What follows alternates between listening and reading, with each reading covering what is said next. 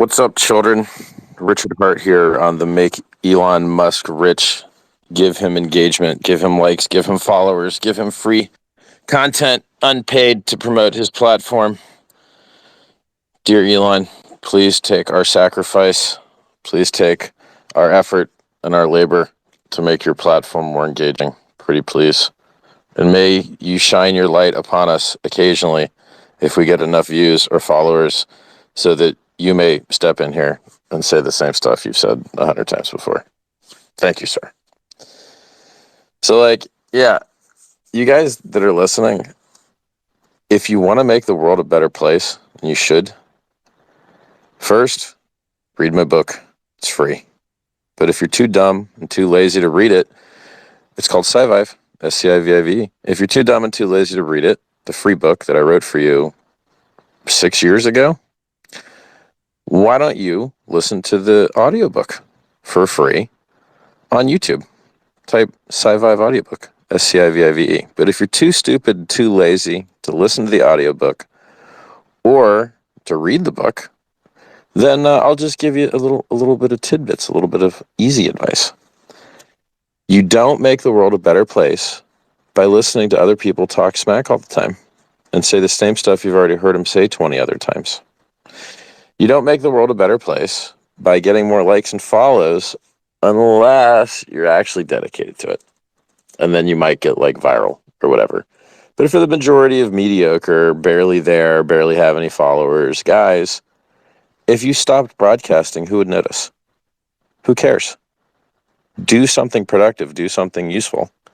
So for instance, I would put Hex Direct Mail or other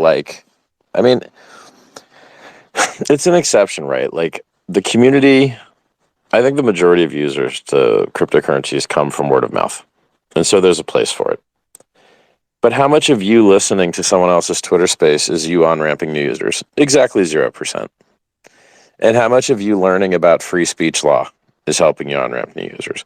And how much of you complaining about spaces or complaining about whether you got a microphone or not, how much of that is on-ramping new users? How much of that is building new products? How much of that is making you more fit, more wealthy, more healthy?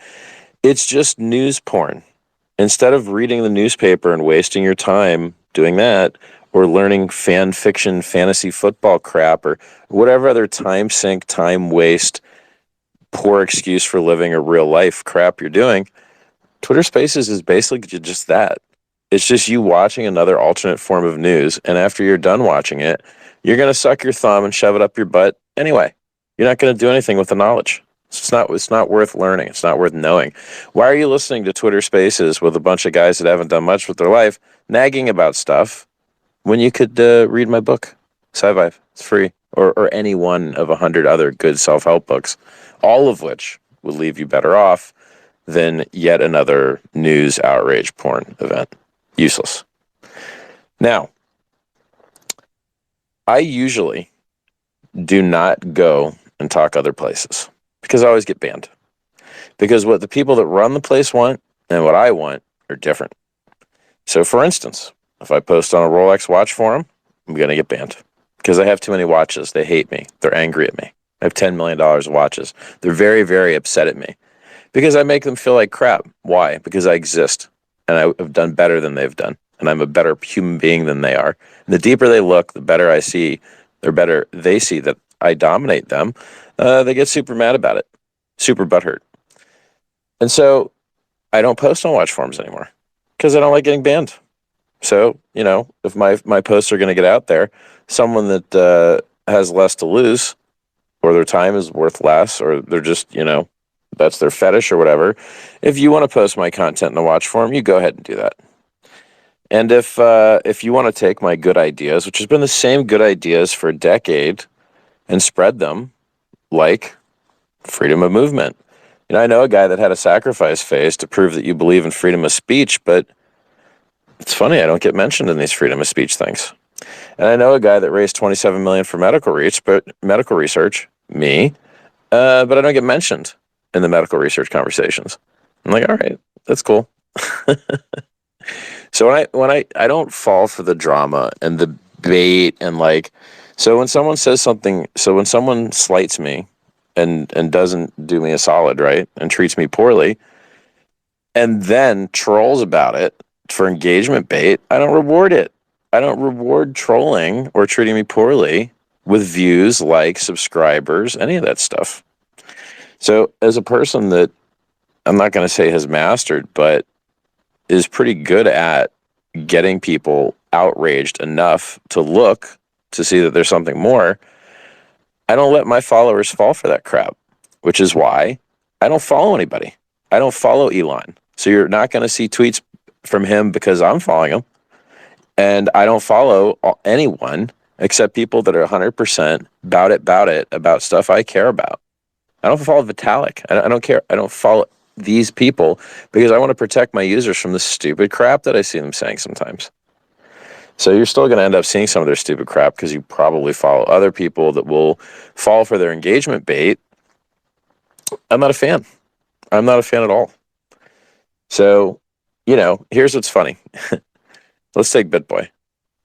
BitBoy used to promote a lot of garbage, a lot of trash. He used to promote FTX, used to promote a lot of trash. But then he stopped promoting trash and he started doing things better. And he started like, hey, let's get a good bill. Let's make crypto better from the legal perspective. Okay, well, that's about as honest and useful as could be intention. Now, how it'll work out, I don't know, but I hope it works out amazingly.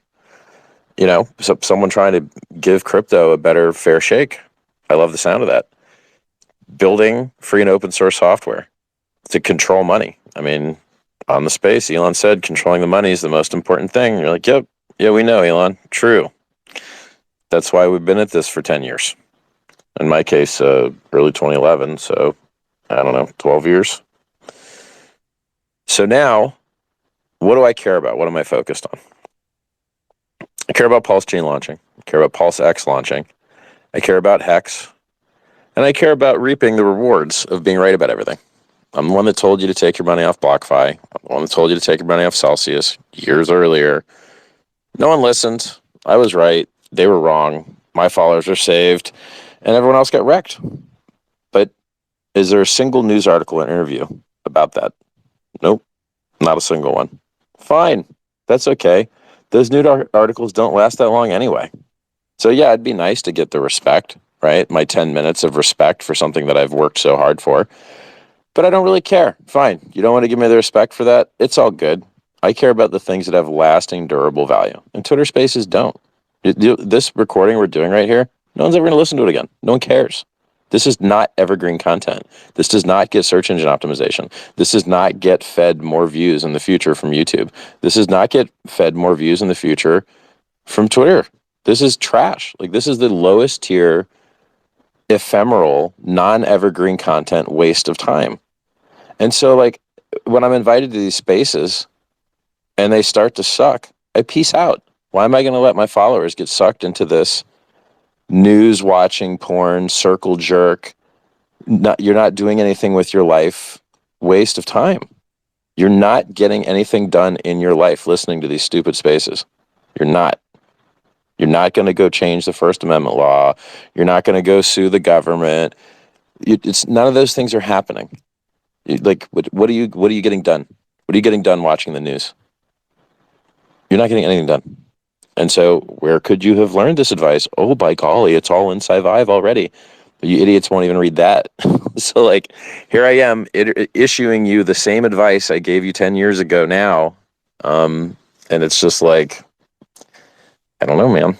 I can't say 10 years ago. Like, you couldn't have read the free version of Survive until, say, 2017, 2018, something like that. Like, I mean, go check the timestamps, I guess. So yeah, long story short, don't fall for other people's engagement bait. You're nothing to them, but something to get to like and subscribe and increase their algorithmic score by interacting with them more. They don't care about you. They don't like you. You're nothing more to them than basically an NPC in a video game, and they're just trying to get more likes and follows and subscribes. And here's the funny part. They're so stupid for doing that, because Like, one, my community by and large is immune to the stupidity that they would try and lure you into. So what are they going to lure you into buying a terrible coin? You're probably not going to fall for it because you've been listening to me for so long. And so, like, you guys trying to bait my users into liking and following you and stuff, go waste your time baiting, I don't know, Dogecoin users. Elon's a Dogecoin user. Go get him. Go get Elon's engagement. He likes inferior technology. Yeah. Dogecoin that has no smart contracts, no on-chain exchange. Oh, but Richard, you're just projecting. No, it sucks balls. And it sucks, and it's always going to suck balls. It's a logo change. No, thank you. So, yeah, I just wanted to say my 2 cents on that because I see otherwise like good hexagons falling for the troll bait. Like, how many times do I have to remind you guys that we ghost trolls? How many times? And I guess I semi fell for it because I didn't mention anybody. But then even when I mention anybody, other people were like, oh, Richard's talking about, oh my God, I've got to get in there and start tagging and start promoting the troll and help get him more engagement. What? No, guys. No. That's not how we do it. Focus on what matters.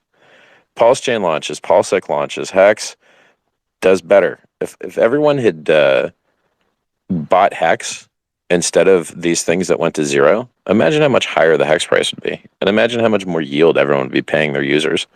But instead of taking the thing that earns yield algorithmically, they decided to do it with all the humans involved, and all the humans lose all the money. Oops. It's hilarious to me. And then, by the way, the troll bait that like I promote Hex all the time. No, I don't. I barely talk about it. Like I say the minimum possible stuff. Like when I'm talking about free speech, I'm talking about free speech. I'm not talking about like, oh, did you know you could make 38% APY, or did you know you could buy at 95% discount, stuff like that? No, I didn't say nothing like that. They're stupid. Just troll bait. So I don't know. Let someone else talk here. Let's let Hivid Hex speak. I'm probably not saying her name right. No, she doesn't want to talk. She doesn't even have her hand up. They don't have their hand up. I see random thumbs. Is that a hand up? Is this crap just busted? Let's take a look here.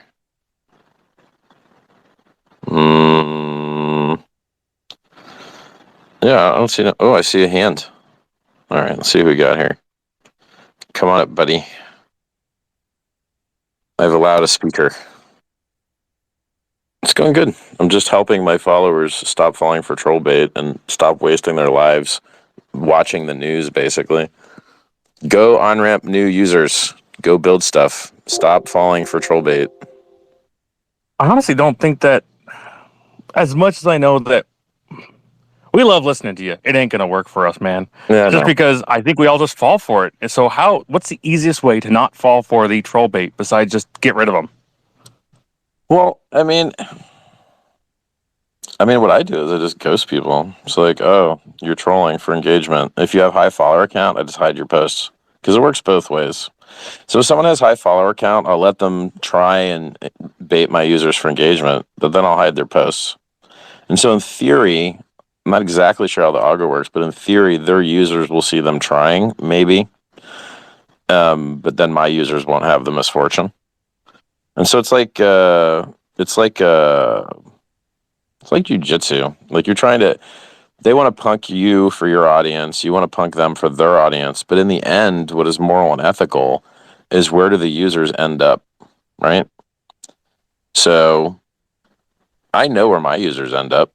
My users end up in the 100% flawless, perfect uptime, 100% hold your own keys, free coins out the yin yang, free airdrops out the yin yang. That's where my users end up. And where other guys' users end up is like Rectville, you know? So like, so many guys just disappeared. Like I used to talk to Roger Ver, argue with him. He's gone. He's not here anymore. Trace Meyer, where'd he go? Gone. Andreas Antonopoulos, that won't let booth girls at events that he talks at. Anti-women's rights, gone. Not around anymore. The dude that founded Luna, gone. 3 Arrows Capital, Suzu, gone. His partner, Kyle Davies, gone. Celsius Mashinsky, gone.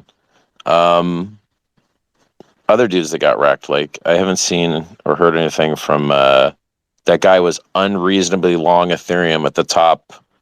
What's his name? I don't even remember. It's some media channel crap. And so half these guys have me blocked. So is it worth trying to save those? So like the Mario Nayball spaces, all those spaces are basically just baiting. No, so it's like, is it just not even worth trying to go in there? Mario has a PFP profile pic of an NFT, right? And he used to do a bunch of ICO stuff and promote ICOs and all that, and he probably still does. And so, but when all that died and you don't have anything going on, you're like, all right, well, I don't have anything going on. I guess I'll be more of an influencer. Cool, let's go be more influencer. Oh, look, there's this new platform that doesn't have much going on yet called Twitter Space. Let's see if we can make that shit work. And he's pivoting, right? It's just like Kim. Kim used to do file sharing, and he stopped. And then he did like outrage marketing because they were going to extradite him. Then he stopped. And now he just hates America because, well, he's got good reason to. They want to put him in prison. So like, it's and so people are just pivoting, right? So they're going into new things because the other things didn't work. I'm not pivoting into fuck all. Everything I did worked perfect. So like, yeah, we got 150,000 stakers. We've got 100% perfect flawless uptime. We'll have testnet v3. I'm not giving you any time estimates, but the devs give me time estimates. I think they're wrong, of course. And so like my plans are working great. So Pulse Chain and PulseX are going to launch. Hex is doing fabulous. My book has been free, and I'm retweeting people reading snippets of it all the time. Hopefully you idiots that are listening will read it. Actually read it. You ain't got nothing better to do, man. It's bear market. Go read it. Free. It's free for you. Took me a lot of work staring at a screen to make that free for you. A lot of work. Yeah, and like, it's just, why would you, I'll put it to you this way. Not your keys, not your coins, not your space, not your mic. And then when the platform bans you, not your comms channel, not your comms. And so it's just different levels of abstraction on who can screw you. So why should I, Richard Hart, the self-help author, genius, called the Bitcoin price top on the day, 2 different cycles, created a coin that went up 10,000 fold in price, gave it away for free to Bitcoin holders, predicted all these things would fail, and they did. Why should I ever wait for permission or wait to be handed a mic or like it just, why suck middleman D? I'd rather do other stuff, So I go and speak the truth and, don't overtalk other people. And, I don't ever need to get kicked from a space because I never talk too much. I wait for the right moment to speak and then I speak and then I let other people talk. I'm a very friendly dude. Like I don't abuse the space. Now I call it stupid when I see it, and there's a lot of stupid, but you can't not do that, right? So like I crush these idiots. Is this reasonable to do so? So it's like anytime, like I care about the things that I know are going to have lasting value, and these Twitter spaces don't mean crap.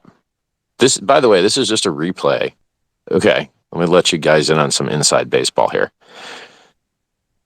There was a project out of Silicon Valley called Clubhouse. You've probably never heard of it because they failed. And Clubhouse invented this idea of Twitter Spaces. And then Twitter Spaces had to copy it from them and add it to their platform. Just like Instagram copied Snapchat's features with video and scrolling through constant videos all the time. So Twitter Stories are a copy paste of Snapchat. And Instagram Stories. Twitter Spaces is a copy paste of Clubhouse. Clubhouse sucked. Clubhouse failed.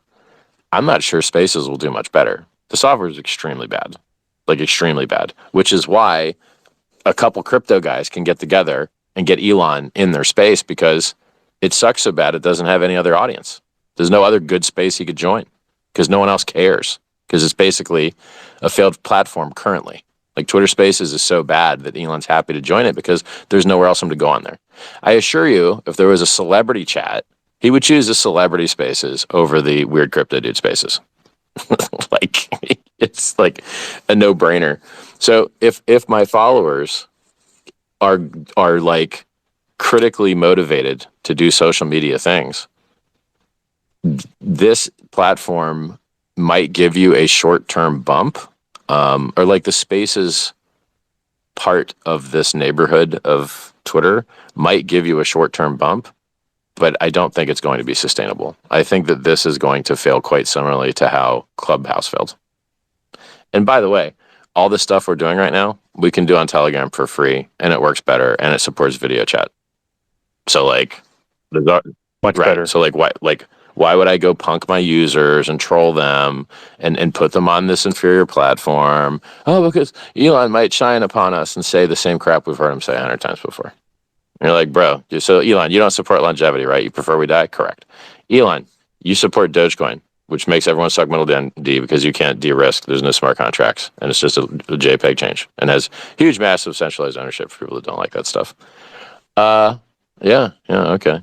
And you got everyone wrecked. And when you went on and you tested the liquidity on Bitcoin, you secretly bought it and then said it was great and then let everyone buy their Teslas with it. And then you secretly sold it and said you were testing liquidity and then publicly savaged it and says, oh my God, we didn't use less electricity. Oh yeah, you're a rocket scientist. You didn't know it used electricity. You're actually a computer scientist as well with a degree and you didn't know it used electricity. Nah, you pumped it and dumped it, bro. Let's be serious. And so I'm willing to take his pumping up crap because he's doing good with rockets. He's doing good with cars, but he's not doing good with crypto. He's not doing good with longevity. And he's actually not doing good with free speech. So he banned Kanye for something that he shouldn't have been banned for. Elon's specific words were, we're going to have Twitter be a proxy for what's legal. If it's legal and you're not going to go to jail for it, you should be able to do it on Twitter. Well, bro, posting swastikas is not something you go to jail for. Or else every middle schooler that draws one would be in jail, right? And by the way, like he said something so stupid. Like he said he was incited to violence against Kanye, not against Jews. So like you being violent and wanting to harm people using their free speech is probably an indictment of you, bro, not so much the person using the speech. Now he was probably just being funny and like, making a joke or whatever. But look, this hero worship crap, everybody's got it wrong somewhere. Almost everybody. I think I have it right more than most. So, you go and you look at people's history and you're just like, well, yeah, he's got rockets right. He's got crypto wrong. Yes, he's trying to make free speech better, but yes, he just banned a dude for something that's doing something obviously legal. That's not consistent, and you just got to call people out. And if they're smart and they're honest about what they want, they'll appreciate it. So all I wanted to tell Elon, the only thing I wanted to tell him was this very simple logical construction. Elon, do you believe the only reason free speech is valuable is because it might make society better? Easy yes momentum question. Elon, do you believe that in order for free speech to make society better, someone has to use their speech to promote better ideas? Another obvious yes. And then here comes the kill shot. Why not directly promote the better ideas and not leave it up to chance that someone uses the free speech to promote them? Very easy kill shot. So he's getting extremely poor returns on his investment as far as spreading good ideas go. He spent around $44 billion to buy Twitter. How much actual promotion of good ideas could that have purchased? Instead of creating a free-for-all where bad ideas get promoted about as much as good ideas, and you're back to where you started. So it's like free speech is a poor excuse for promoting the good ideas, and so the good ideas need to be promoted. And it's just unfortunate that sometimes you have to fall back to the fallback position of, hey, can I please have some free speech so I can promote the better ideas, please? Like, why is crypto banned everywhere? Is that fair? Is that okay? The best performing asset class that's ever existed in the history of mankind. You can't talk about it. It's banned everywhere. What? That seems like a load of crap. That seems very unfair. Very extremely unfair. And it's the world that we live in. So, look, in the end, I don't know what the magic switch is I have to pull to get more people to hear the good things that I have to teach them. But if they just are able to learn the things without knowing I ever exist, I'll settle for that. But I haven't found a way to do that. Like I haven't found a way to get my ideas to propagate without me attaching some dramatic crap to them, because people care more about cult of personality stuff than they care about the stuff. So for instance, if you listen to half the guys when Elon comes on, all they're trying to do is get more followers out of it. Hey, like and subscribe and retweet me a lot so that Elon will see. Nah, dude, you just want to get more followers and retweets and crap. And you're probably not even going to monetize them well, and you're probably not going to even do anything good for them. So you're also wasting your time. You're just too dumb to know it. You know, like all the all those guys that promoted FTX to you and made all those referral commissions. How did that work out for them and you? If they left their referral commissions on FTX, it worked out very poorly for them. If they just took the you getting meat ground into the meat grinder and kept that profit for themselves, and took it off the platform, I guess they got your money. But couldn't they just promoted something that sucked less? I don't know. I don't know, man. I would hope that they could. I mean, wouldn't you rather get a job at like an office than straight up scam people? It seems like office job would be a better choice. There's upward mobility there too, if you're not a dum-dum. So like, I don't want, the best thing I can do for you guys is, you know, you've got extra time, you want to spend it on Twitter, fine, I get it. It's hard to find something else to like consume all your extra time. I get it. Don't fall for engagement bait. Know what your purpose is. Are you out here to promote freedom of speech, freedom of movement, perfect, flawless operating cryptocurrencies, life-changing opportunity? Hey, what if you could buy the best performing asset class for 90% off? Wow, that seems like better than paying 10 times higher a year and a half ago. Yeah, stay on target, you know, don't fall for the bait. And even the people baiting you fell for the bait themselves. They've chosen a stupid path. Hey, remember that guy that had like the most successful clubhouse room? No, you don't. You never heard of him. No one cares. Hey, remember the guy who like the second most successful MySpace page? Nope. No one cares. Doesn't matter. Totally irrelevant and gone. And so, like, I keep coming back to this. Direct mail? I love it. I love direct mail. So if any of you guys want to get the word out about stuff you care about, direct mail is the only thing I know of that goes around all these censors. Can't censor it. Beautiful. I mean, I guess they could censor it if they wanted to, if you just dropped it off of one place. But if you're willing to drop it off more than one place, how are they going to censor that? Right? So, beautiful. And then build products, right? So building products and promoting the products, that stuff has lasting value. You know, once someone's a hexagon, they tend to be a hexagon for a really long time. Well, that's awesome. But this Twitter space stuff or falling for engagement bait, it doesn't go anywhere. It's totally useless. And I would feel quite similar about this is if YouTube, one of the 4 times they banned me, what if they just left me banned one of those times? Man, how much would I regret having put all that effort in? I would have greatly regretted the effort that I put into that platform, all the content that I gave them for free that they get rich on that I do not. I don't make any money on that platform. I don't have ads turned on. I've never received any money from Google. So, like, you know, it's all fun and games till you just get straight up banned.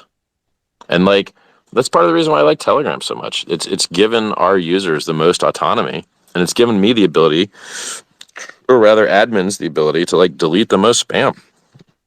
I begged Elon. I'm like, bro, just give me a button to hide, block, and report spam. That's all I need, bro. Just give me a single click. I don't need 8 clicks every time someone spams me. I can't do 8 clicks. It's silly. And why do I have to hide? Like, I want to hide all their posts. I don't want to just hide one post because they're tactical about it. I can't ban them too early because then their post shows up through the lag. So like I'll hide some of their posts and then I'll block them, but then some of the posts I didn't see yet won't be hidden. Like I've basically given up on it. Like I can't spend the time.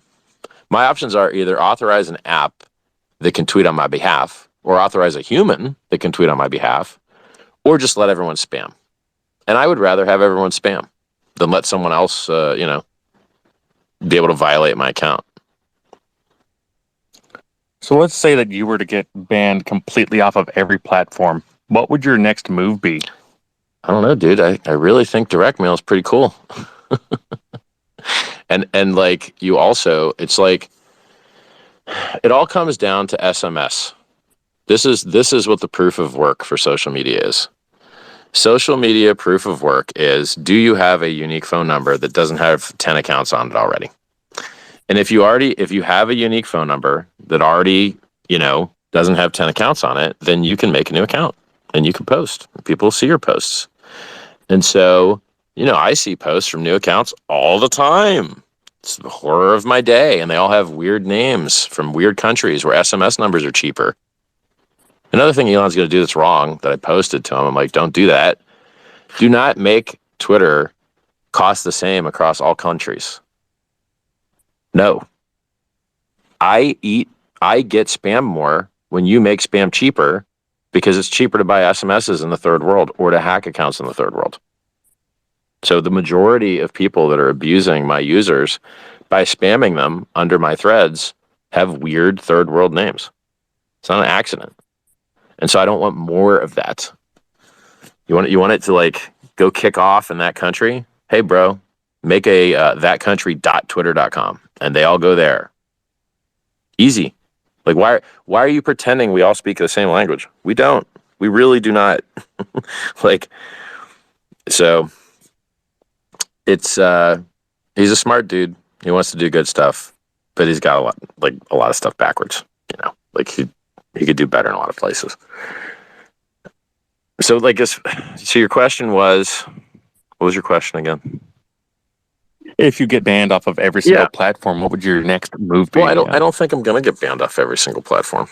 And if I did, I would probably just make more accounts and post more content that other people would post. And then it would be basically like, you can't stop spam.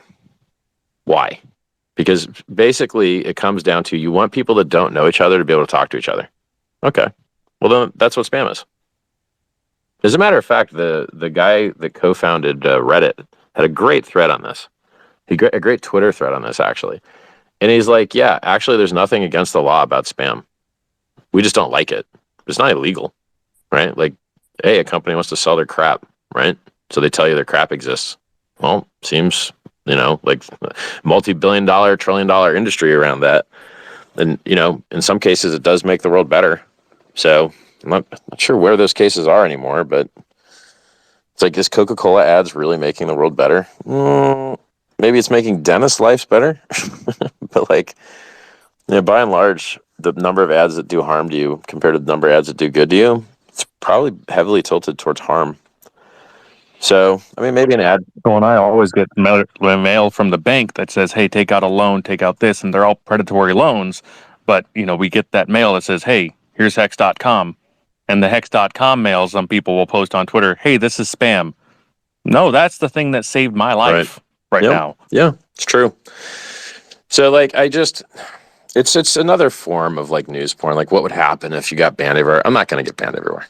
Enough people apparently that work at Google like me that they keep unbanning me. Cool, thanks, guys. It'd be cool if we didn't have to beg you to unban me, but at least getting unbanned is nice. And if one day they don't, well, hey, man, those same jerk-offs that are posting 1,000 spam threads under my post, it's probably not too hard to figure out how they're doing that, So it's like, I prefer to be friendly. I prefer to be nice. But everyone seems to be not nice. Everyone seems to be not friendly. Everyone seems to want to promote harm instead of good. And at some point you're like, well, I'm going to give you guys a minute to chat amongst yourselves. I'll be right back. And then Havid, when he comes back, we'll have you make your question that you had. I see you got your hand up. Did I already make someone a Havid? co-host? Do we have a co-host here? You haven't brought anyone as co-host Who yet. wants to be co-host? I can co-host. Katie, you want to be a co-host? Yes, please. Invite co-host. Send co-host invite. There you go. Be right back. Yeah, let people up as you wish.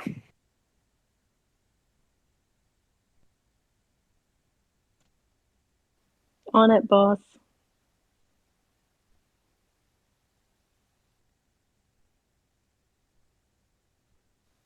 Twitter is super glitchy just to let everybody know in the room. And if anyone hasn't checked out the SciVive is actually really good. You can find it at scivive.net. You can find it in t.me/SciVive. Most of us already know about that. If you haven't checked out Hex Postcards, t.me/Hex Postcards. And if anybody doesn't know already, if you actually search for things in the Twitter algorithm that you want on your feed, it actually overruns the feed. So, like, yes, if you're following people, your feed does get full up of things that they're promoting or that they're tweeting or that they're interacting with. But if you constantly search for things that you want to see, your thread gets full of that stuff versus all the other crap and junk on Twitter. Hi, Buck. Oh, hi, Katie. I just wanted to say I think Richard's been doing an awesome job in these Twitter spaces the past couple of weeks. And I really want to encourage him to keep going and talking about his values. I've been listening to him since 2017. And the thing that's always attracted me to Richard is he has a strong integrity. He's okay saying something that's unpopular if he thinks he's right. And his values are something that I think will resonate with people all across crypto, not just people in the Hex community right now, especially. The zeitgeist at the moment is such where the failure of these CeFi shadow banks is the perfect opportunity for Richard to talk about these values, which he's told us about for the past 5 years. Control your crypto, rights to free speech, freedom of assembly, all these important things. So I think I just want to encourage him to keep going, and don't worry about what happened today. Just keep talking about your values. You don't even need to shill your products. Your values are amazing, and people need to hear them right this moment. And they'll be receptive to that. Thank you, Richard.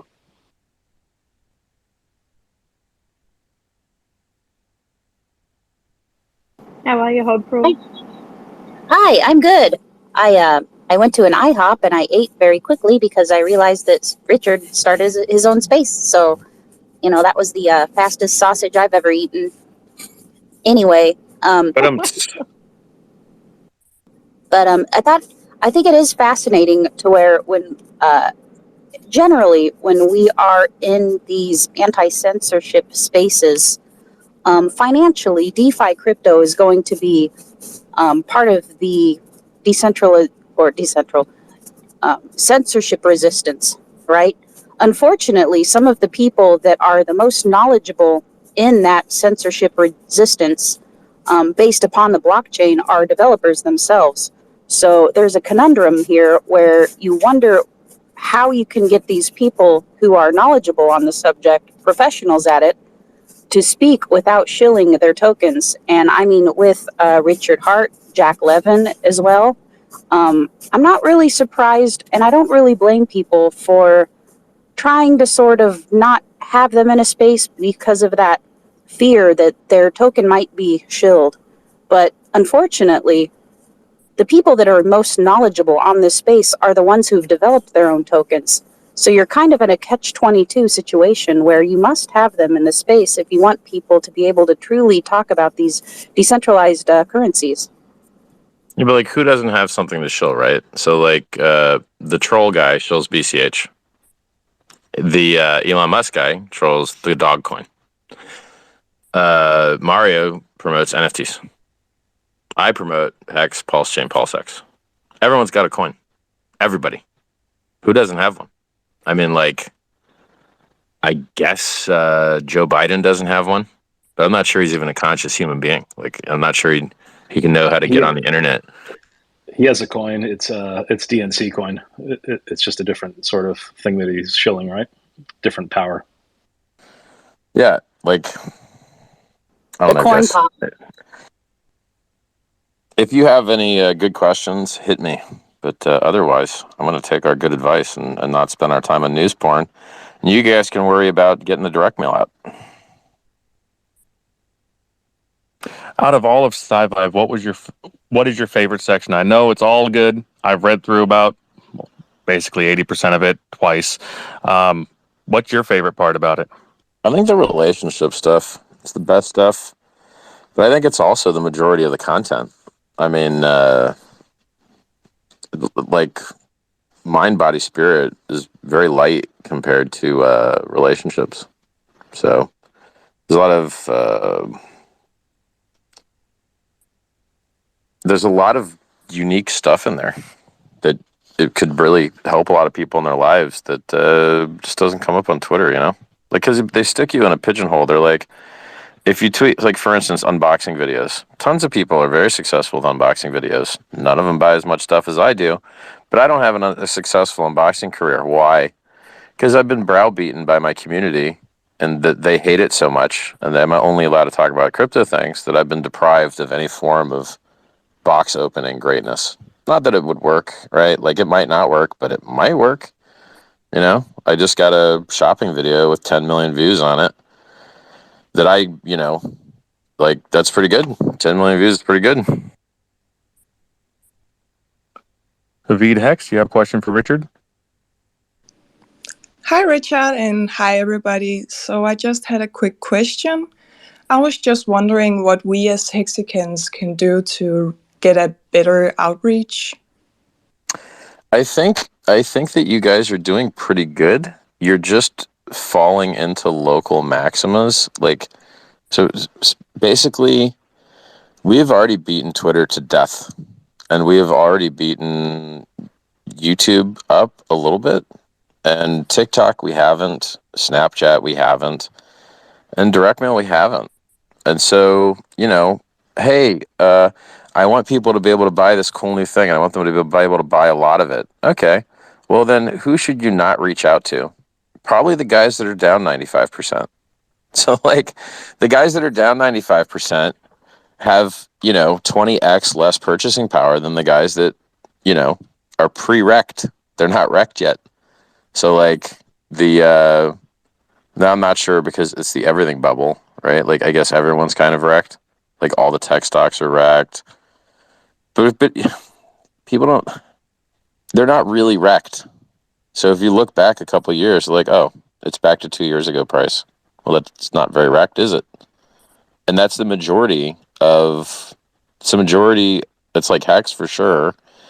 And it's a lot of tech stocks, right? You're like, oh, you just went back to 2 years ago price. And so if everything just goes back to 2 years ago price, you didn't really lose anything. As long as what you were holding went down as much as what you wanted to swap it for. As long as they both fell at the same rate, you actually kind of broke even. Now, there's a lot of, like, you got to do a lot of math to figure out what you have and what you wanted to have. And in the end, a common numeraire like the US dollar is useful for unit of account things as far as currencies go. So it's just like, so the summary of my point is that you should focus on low-hanging fruit in communities that you haven't yet hit, right? So, like, Funding Jim hits the real estate guys. We don't really have anybody hitting the stock guys at all. So we don't have much crossover with stocks at all. Meet Kevin was the closest thing we had to that. And that scumbag was a direct investor in Celsius and or BlockFi. I can't remember which. BlockFi, I think. And, got wrecked as he deserved. Pink-haired idiot. I told him directly to his face, you shouldn't do that.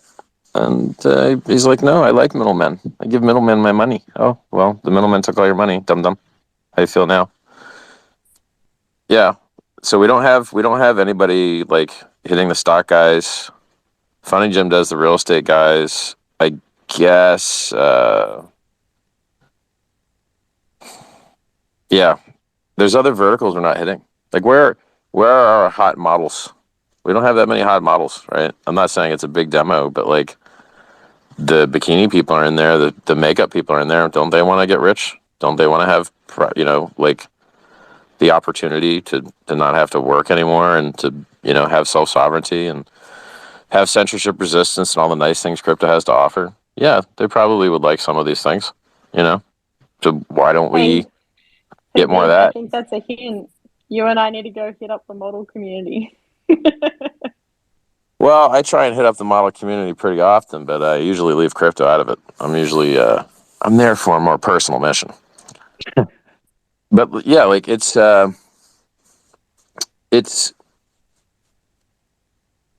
I don't think anyone else out there has something better than we have. I don't. If someone put a gun to your head and they're like, all right, someone has to 100x their money in the next bull run, and you're like, well, with a gun to my head, I think it's a Richard Hart product. You know, I don't think Ethereum's going to do 100x the next bull run. I don't think Bitcoin's going to do another 100x. But I think the Richard Hart products are much more likely to. So now, no financial advice. Why do we say this? Oh, because free speech is dead in America. So, you can't speak your mind. You have to always hedge it with a million disclaimers. Not financial advice. Guys, how long I've been doing that? I've been doing that for 6 years. Long time. Long time tap dancing. So, yeah, go reach the underserved communities and focus on what works. So, direct mail, underserved communities, ones you haven't already beat the heck out of. It's like, see what works for other people. Perfect. Thank you for that answer. My pleasure.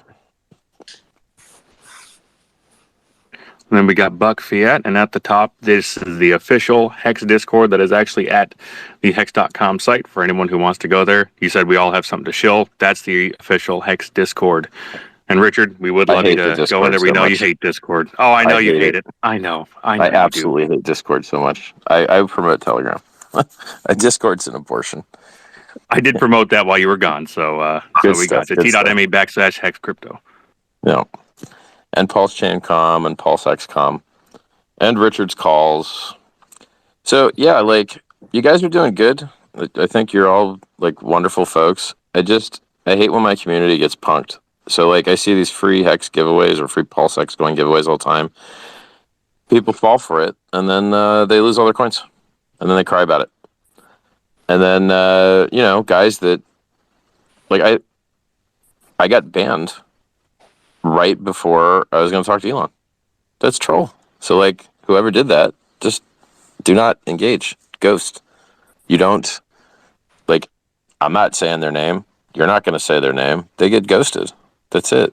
No no follow, no subscribe, no banter, no back and forth. They just don't exist anymore. Then you go spend your time engaging with other people whose communities you don't have yet. Who might turn out to be good people, Or even if they're not, at least they have a new community you don't have yet.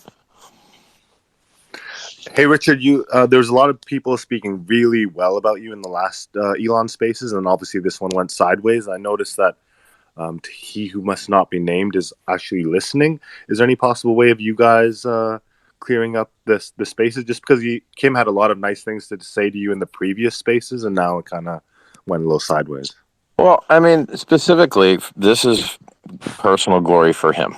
He wants to be more popular. He doesn't like the United States government. He doesn't like how he's treated them or how they have treated him. They've basically been trying to ruin his life for, 10 plus years now.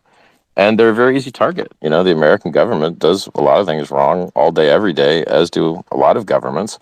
So I get all that, But you have to remember what his end goal for you is to get you into BCH products. And so he's always tweeting links to BCH things. And he's direct messaging me to try to get me to buy BCH. I chose not to. I unwrecked myself. I'm a genius. So you have to try and think about what people are trying to get you into. Mario's going to get you into NFTs. Kim is going to get you into BCH stuff. You might not even know what BCH is. Good for you. Lucky you. Congratulations. It's better that you don't. And then I'm going to get you into Hex, Pulse X, Pulse Chain. And I think if we check the charts, my thing won. So go me. Thanks for answering that, man. I just wanted to say that. And it's just as far as the removal goes, he likes me as a person. He likes my intellect, but he also knows I dominate conversations, and he wants to dominate the conversation. So it was easier for him to just ban me than it was for him to just hope that I was going to do what I was going to do, which was just that 3 thing that I told you. That's all I had to say was, I think that you should directly message your superior ideas instead of hoping that free speech does it for you, because you're going to be extremely disappointed. You used to be able to say more spicy stuff on the internet, and politics wasn't any better. So you have to directly promote the stuff that's better. You can't hope that free speech does it for you. It's a very poor substitute. It's like, I understand his game, but like then after to like spite me to then also troll my users for engagement, it's unforgivable, right? So like, it's the person that got screwed the hardest here was Elon. Elon doesn't have a fucking thing to teach me, nothing. But I have shit to teach him. So the best thing, like when I met Anthony Robbins in person and told him, hey man, you should work on longevity. It took that fucking idiot 20 years before he started doing it. And now he's 20 years closer to death. So he could have accepted my awesome advice 20 years fucking earlier, but he was too stupid to. And this is not a stupid guy, right? He's the most successful success coach. But had he fucking listened to me 20 years ago, he'd be better off now. And the same would go for Elon. Elon, you're not right about longevity, and you're not right about the free speech thing. You misallocated your resources. You should have let Twitter continue to suck and then done what the Koch brothers did and promote your own ideals, or done what George Soros did and promote your own ideals, because in the end, someone has to do that for free speech to work anyway. So it's like you bought everyone cooking pans, but they need cakes. Like you have to, the only good part of free speech is the part that advertises superior ideas, and everything else is horror or an insurance policy against totalitarianism, right? In theory. So like, it's just, so basically like, I do not need Mario's users or Kim's users. I wouldn't mind some of Elon's zillion users, but I don't need them, right? And for me, it's like, I also don't think it's too healthy to go on a too anti-American bent, because you just get butthurt, right? You're just like, oh, I have to go get vengeance against them now. But there's no them, right? This is like this vacuous, amorphous thing that you just generally have hatred about. And what you learn is like a lot of times for you to have more privacy, you have to be less private. And if you have more freedom, you have to try less to have freedom. It's counterintuitive. Like if you try to use a phone that doesn't have any tracking software on it, you're never going to use a phone. This is not going to happen. If you try and only use companies that don't abuse your data, you're never going to use any companies. And so, you have to find this middle ground where you pick your battles, you pick the hills you're going to die on. And being anti-American ain't the hill I'm going to die on, Because what does that do? I mean, you'd be better off moving to a better place, as I did decades ago, than you would be trying to fix that place. It's too hard. I wrote a whole book about it, right? It's called Fix the World. Feel free to read it. I don't think they did an audiobook for it yet. It's on t.me/Scivive, SCIVIVE. So I don't fall for I know what the game is. I don't need to play the game. If I cared, they're playing the wrong game. Trying to make Twitter Spaces successful isn't even going to work. It's going to die like Clubhouse did, in my opinion. And what would you prefer? Okay, would you prefer to hear what Elon said in a 2-minute snippet from the conversation? Or would you rather scroll through 4 hours of space and the app crashes? I'd rather just hear the snippet. So audio snippets, which you can put on Snap, Insta, Facebook, Twitter, YouTube, massively dominant viral technique compared to, oh, look, we just blew 4 hours on this thing, and the only utility it has is someone's going to grab a snippet from it. I mean, the only other side utility you get from this is if you're impressive enough, some people follow you. But who gives a shit? I was there, right? I was sitting, this stuff is all pussy stuff. This is not hardcore stuff. Successful direct mail campaign that could reach the planet is hardcore. This bullshit social media stuff, after 5 or 6 years, I still only have 250,000 followers. Total and complete failure. These numbers are not reasonable, useful. They're trash. I know it seems like I should be proud of them because like they're higher than other people in my space, but they shouldn't be happy with them either. This is not successful engagement. This is not successful on-ramping. This is screaming to the same people that we already know. They already know us here. We're a known entity. We run Twitter. Like with crypto Twitter, X dominated it. And Pulse Chain will likely dominate it even harder because all those other scumbag influencers have bags. And so they're going to be like, yeah, you know, hey, before I dump my bag on you, here's something nice to say about this thing. That's what they usually do, right? So like, I can't speak well enough of when I used to have a car stereo store. I had an advertisement in the local bargain trader classified ads that said punch 800-watt amplifier, $375. Actually, I think it was $190. If you wanted the real punch amp, you could get it for like $375. I think my cost on it was $325. But then I'd usually try and sell it for like $435. But if I had to come down the price, I'd do it. So there was an 800-watt RMS amp, which was enough for 412s, which no one had. And there was an 800-watt max amp, which is enough for 212s, which everyone had. So what everyone really needed was the 800-watt max amp, not the 800-watt RMS, which is 1600-watt max, because it would just blow all their speakers. And so you use the ambiguous language of 800 watts. They don't know whether it's max or RMS. They have to call you. That's your clickbait. And then you give them the best deal they can get. They can't get it cheaper anywhere else. Brand new product, can't get it cheaper anywhere else. What do you want? So it worked. And that would bring in customers for years. Years. That is the kind of durable, long-lasting, affordable, useful, synergistic marketing that I like to see in the world. Here's the right product, not the wrong product, and here's the best price.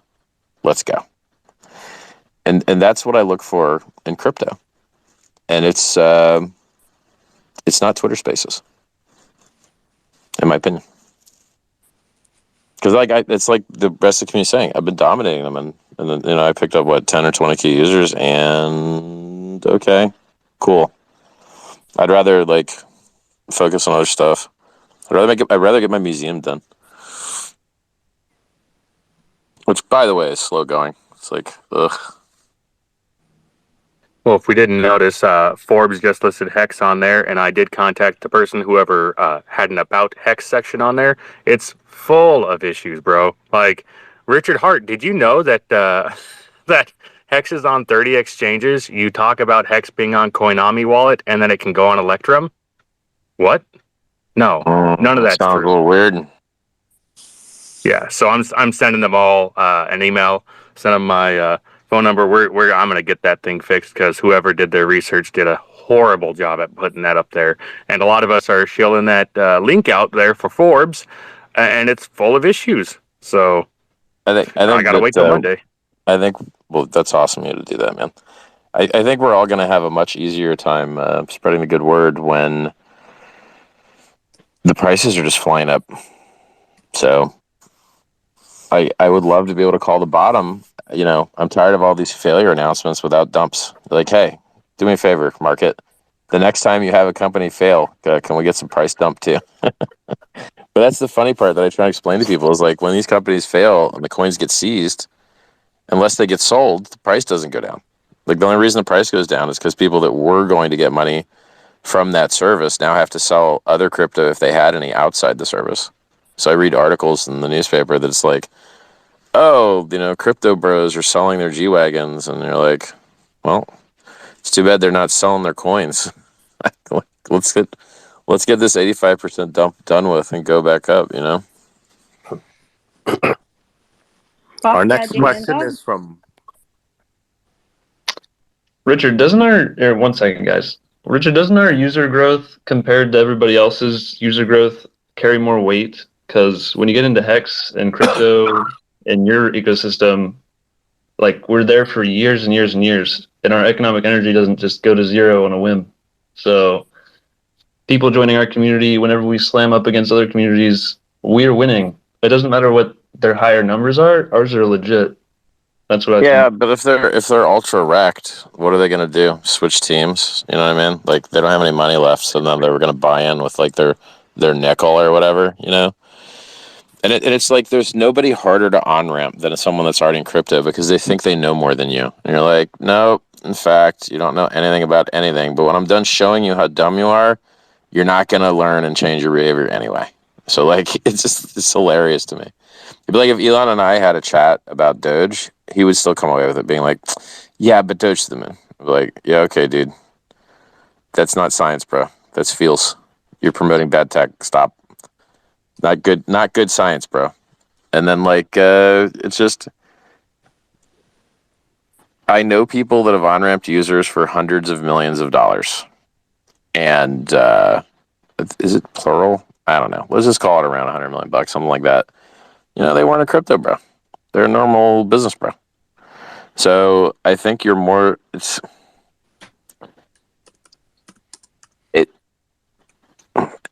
if Celsius leaked their whole email list, or like their whole like customer list. If someone direct mailed their whole customer list, how many of them are unwrecked and would on ramp? I don't know. Maybe it's a lot. Maybe it's not. It's hard to say. But Hexians are less likely to get wrecked when they do eventually join. I'm just saying, like, when we meet up with other communities in Battlefield, if they get 200, they're not going to get more than we get. I agree. I agree that when we go up against other communities, we win. I mean, I agree with that 100%. That's the reason the Bitcoin guys gave up. The Bitcoin guys used to talk so much crap. They just gave up. There's like 3 left talking crap. That's it. The rest of them gave up. They lost. It's like, yeah, you used to be able to buy Hex for 1 Satoshi. What is it now? 100 Satoshis? I don't know. Let's go look. I'm afraid to alt tab. Does someone else want to look and see how many Satoshis a Hex costs? Yeah, I'll take a look. All right. You'll be Hey, Richard, it's Marco. I'll make this really, really quick. You already know how I feel about you and everything that you do. And chat everyone here. Love you guys. Keep doing what you do. Look, Richard, I know today what happened in Spaces deep down inside probably stings because, you went out of your way the past month or two giving Mario and the other dude, help and doing Spaces and educating their people and just people in general. And then for them to pull that rug under you, it's disgusting, man. But the only thing I want to say to you, dude, is please don't stop the Spaces. Please don't stop spreading the word. I don't know if you noticed, but every time when Mario, these guys end the Spaces in the comments below, there's so many people that say, hey, I don't know who this Richard guy is, but he won my heart, he won my ear, etc. Dude, there's a lot of people out there that needs to hear what you say daily, continuously. So please don't stop. Like I said, I know is when you start building a relationship with people and when they fuck you over or they screw you over, sometimes you just don't want to do it no more. But we got your back, bro. Just keep doing what you're doing. Pulse Chain changes all this, right? Take your time. When Pulse Chain comes out, it's going to change the game forever, dude. And these people are going to be knocking your door just to have you, just to hear you speak for 30 seconds. They're going to be begging you, dude. Don't forget, this pain that you're probably feeling inside. And, we don't forget this stuff. Hexagons, we don't forget this shit. So keep doing you, dude. We got your back. Much love. And just wish you the best, man. Thanks, bro. Yeah, I have been banned so many times that I'm 100% used to this. And I've been dicked around for the mic before. I'm used to it. And I went into Clubhouse and was instantly banned. And when I'm so used to this, I literally am unaffected entirely. I could not care less. And even, by the way, even had I spoke to Elon, the person that got fucked over was him. He's the person that's getting starved of a better future. I'm the one that knows that he should be focused on medical research that will save him and his kids' lives. He's the one that's fallen for the pro-death trance of, I don't want to get bored, so I should rot to death instead of choosing my own way out. Stupid. Retarded. Undefensible. And then he also has crypto wrong. And he, also shouldn't have banned Kanye, and et cetera. There's a lot of stuff I could help him with, and he would understand the logical arguments. And particularly, bro, you need to advertise the ideas directly yourself. Free Space ain't gonna do it for you. These are things that would have helped him. It wouldn't have helped me. Fuck all. I already know them. What's he gonna do to help me? Say Doge to the moon? How the fuck's help me? right? Like it's not. I don't know of anything Elon could personally do that would actually help me personally, unless he started promoting stuff I cared about. Like that's it. So the person that got fucked over is Elon, not me. I didn't get fucked over. So like I look at these things long term. I don't think these spaces like I get it. I'm unramping like some okay users, right? But like this it's not enough. It's not fast enough. I don't give a shit. Like it's baby small time stuff. You know? I'll get more press from the Richard Hart Museum than I would out of 10 spaces with Elon. That's it. It's factual. That's the facts. You know, I got more press out of eating expensive caviar and making fun of people getting wrecked in the bear market than I got out of creating a 10,000x crypto or raising 30 million for charity. Or, you know, you got to play the game the way that it actually works. And Twitter Spaces ain't. I mean, like, I'll do them fine, but truth be told, why don't I just publish my book and go on a book tour? Seemed to work for Jordan Peterson, right? We say half the same crowd. Why don't I go create a referral network and have everyone else spam my crap everywhere? Worked for Tate. Oh, okay. Well, there's two things that work better than like picking up an extra 2 or 3K followers off of Spaces. And where, you know, it's because I'm not. Yeah, go ahead. Can I say a couple of things? Yeah. There's some people waiting. Thank you very much. Oh, thanks. Crypto7 here. Thank you very much, Richard. A real thrill to talk to you. We've DM'd before, but I've never spoken to you IRL. That's fantastic. Richard, the bull market has started for your ideas. The bull market has started for self-sovereignty. The bull market has started for self-custody. Trust Wallet token, where you can pick up Hex, by the way, everyone, is at all-time high today. The market has endorsed your ideas, Richard. I totally agree with your comments about spaces. In fact, we were saying the same on Crypto7 just a couple of days ago. I have this thing like spaces, but where we can see you and hear you better. And I was wondering, I also got a bunch of questions. I was just wondering, boss, if by any chance you'd also like to maybe pop on my channel sometime and do an interview. How many followers you got? I got 6,500 subscribers. It ain't many. No, I know, man. Yeah. I do actually reach some other parts of other. Did I accidentally tried to mute my mic and it clicked mute everyone. How stupid was that? You have to what a piece of crap app, dude. The button for mute everyone is exactly next to the button for my mic. Okay. I'm back on. Yeah, I have Oh, cool. 6,500 subscribers, but I've got the highest weekly view rate numbers. I've got 67 streams that have achieved between 3 to 10,000 views. So I get quite good engagement, Richard. Can I butt in and just say, Buck's had his hand up for a little while, guys? What's up? Hey, Richard. Yeah, look, I haven't even done a stream on my own channel because I've been not at home, not building stuff, right? Like I haven't been at my normal streaming studio, so I've been like in hotel rooms. So it's just been harder for me to stream. Sure. It was just a thought. Anyway, but it's fantastic. Well, dude, you sound like a nice guy. I'd like to do it. So I'll do it. Just wait till I have a stream set up. Thank you very much. That's fantastic. Thank you, man. Cheers. Thanks, Katie. Hey man, can I ask you a question? Good.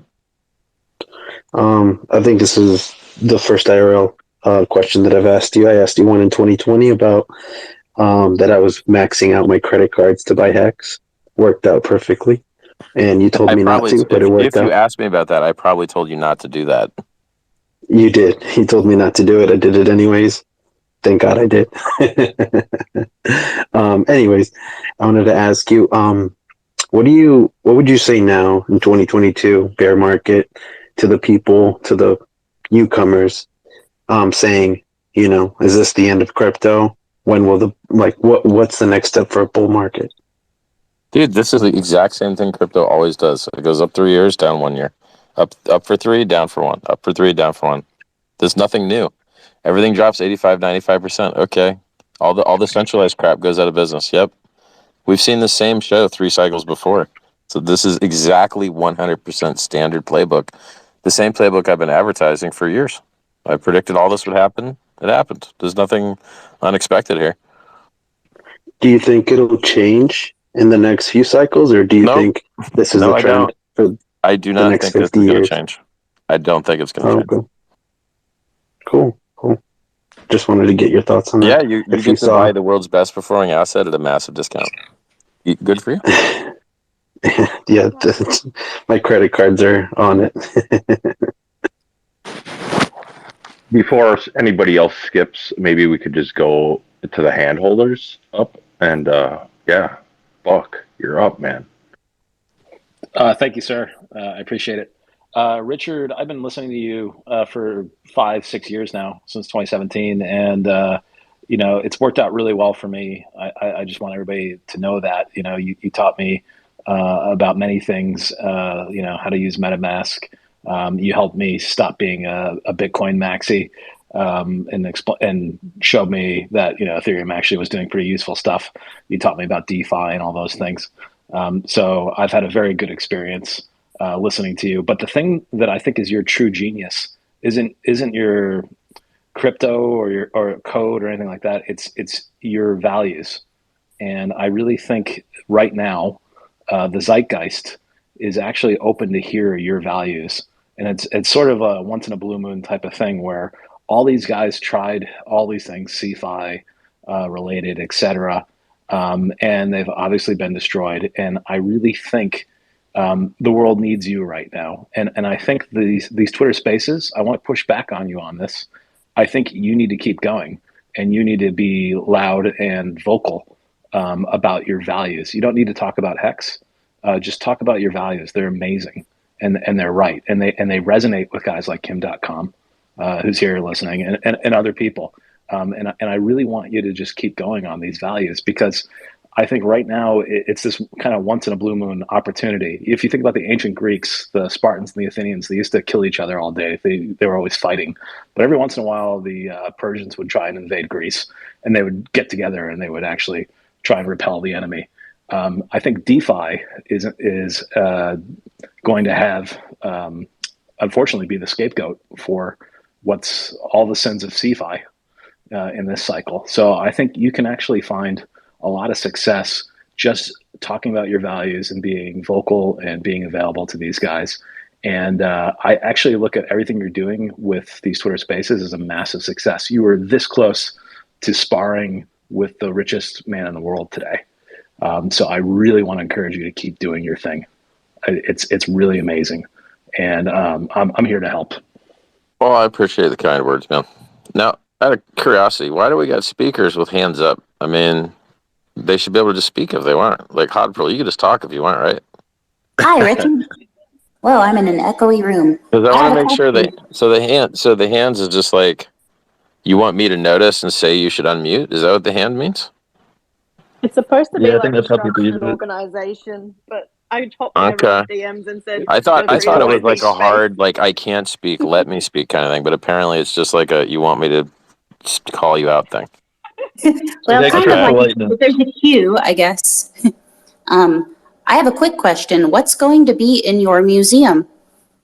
I'm going to put like the Louis Vuitton light up bags, the Louis Vuitton airplane bag, this 40,000 euro Lady Gaga Dom Perignon sculpture, this like $6,000 Moncler light up Palm Angels fiber optic jacket I got. I don't know if I don't think the security is good enough to put the world's biggest diamond in there or to put $10 million of Rolexes in there, because it just sucks up so much space and it's such a hassle to do it. And then if you get robbed, it would suck so bad. I guess it would suck less if you're insured. I don't know how the insurance is going to work out yet. So like I'm thinking of just like scaling into it. It needs to. So we've already got the space, but we need to get it outfitted as though it were a store. So I need a lot of well lit cabinets with locks on them, so that people don't just jack all the stuff. If you go to your local Louis Vuitton, they're going to have 3 full-time security guards guarding the stuff, and that's what they use in lieu of having actual locking glass cabinets. Whereas jewelers have less security guards. They'll have maybe 1 or 2, and they'll have locked cabinets, and they'll use a more secure method of like displaying items. So it's kind of I hate enslaving humans to like do stuff that sucks, like guard stuff. It's just sitting around. It's kind of really sucks for the human. So I'd kind of rather have the mechanics do it. So I've got to find a shop fitter that wants to build out some relatively, secure, hold 100K worth of stuff, which is the same problem jewelers face, right? Like this is, so a guy that's used to outfitting jewelry shops should be well enough, good enough at his job and have done a job similar enough that he should be able to outfit the museum in a secure enough manner where I don't have to have too many guys guarding it. And we're still going to need one guy to let people's tickets get checked in. So like it's 2 floors. So the bathroom's on the upper floor. And then if someone pays and goes in and then they need to use the bathroom, someone's going to have to like verify that they had a stamp and let them back through. Or maybe they could just... It's a question of like, I can use a normal turnstile that controls human movement if I don't need re-entry. But if I do need re-entry for like bathroom use, then I kind of need a human to inspect a stamp like a nightclub, which is a little bit clunkier, a little bit crappier. I'm a little bit torn on that one. And then there's other issues like get a liquor license, don't get a liquor license. How much space goes to the pre-area for the retail and the cafe stuff, and then where does the turnstile go? How far into the space do we eat? For the museum, what's the entry fee for the museum?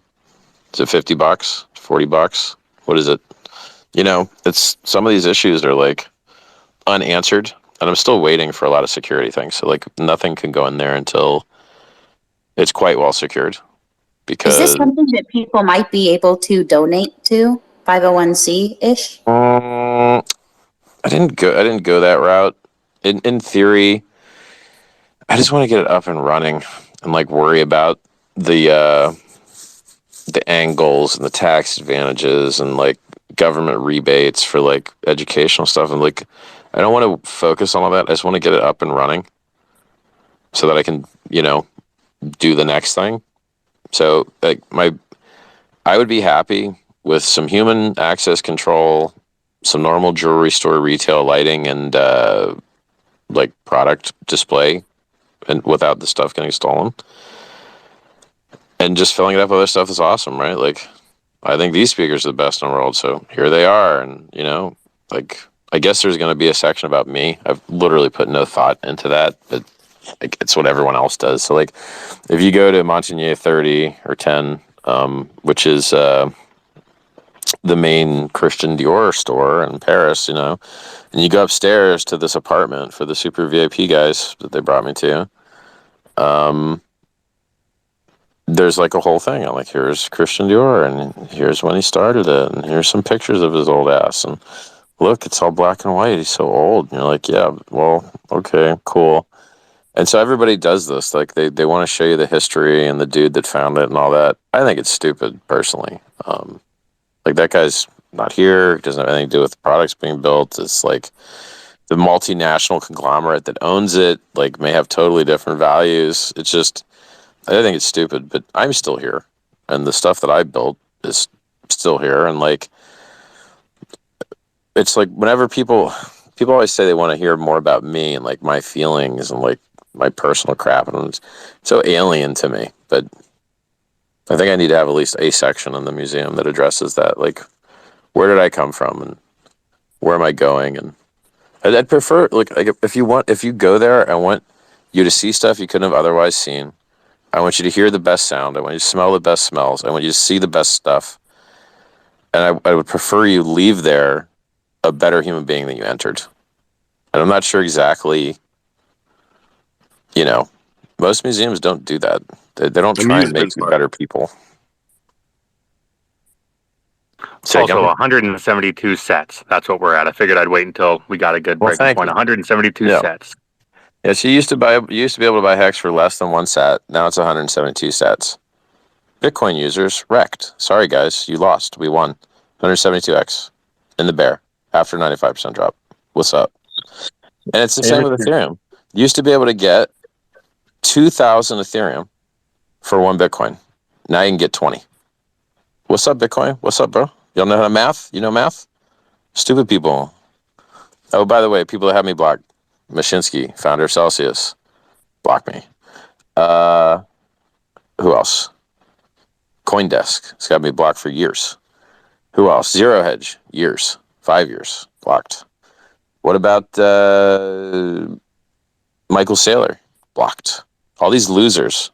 The losers block me. It's like, what? Maybe you guys should unblock me so that I could educate you so you could suck less. How about a Richard Hart amusement park, and then instead of Walt Disney, it's you, boss? Takes too much time, and it's already a pretty well-served market. There was actually like the Japanese. I think Japanese Universal Studios went out of business pretty hardcore. It's not a guaranteed win. It would be hella fun to design. Like that would be great. Like if you're into creating experiences for people, you can move them around more. You know, you've got more space to work with. It's just kind of higher risk, moderately higher reward. I would also wish my movie would come out already. Like, dear movie, come out already. Let's go, you know? I don't feel like waiting another couple months. I want this movie to be out already. Yeah, like it's sometime in the future, Pulse Chain, Pulse X, Hex will be live on their native chain things, you know? Like you're going to have Hex on Ethereum network, Hex on the Pulse network. The documentary will be out. The museum will be up. And the bull market will be on. And you'll be like, yep, that's going to be a great time. It's going to be a fabulous time. And the only things holding us back right now are, you know, the impending recession, if impending is even the right word, it's probably already here. The pivot, which is usually followed by the actual crash, which is a little bit weird. And then, you know, I think 85% dips and NFTs going near zero. That's how we usually bottom. That's what the bottoms usually look like, except the interest rate part. So we've already kind of like hit the time frame where, you know, the last bear market lasted a year. Well, it's been a year. It's been a year since the second top. So I'd love the price targets to hit. I'd love some of these coins to get sold. Some of these, you know, Finex Hacker, Silk Road Hacker. I'd love to see that grayscale discount go away, etc. Right? I think things like that would make me feel a lot more comfortable calling a bottom. I don't think the bottom's in yet. I think there's more doom. I don't know why we wouldn't drop more than 85 or at least 85 as we have always done. So, hey K4, I see your hand, buddy. Yeah, I just wanted to say, because to jump on what Buck said, trying to encourage you to do more spaces, I would want that as well, as I think many other people, 600 people in here. But it's not just like this ephemeral Twitter space. A lot of us Hexicans also, you know, we have YouTube channels, so we make it evergreen on our channels, basically a podcast.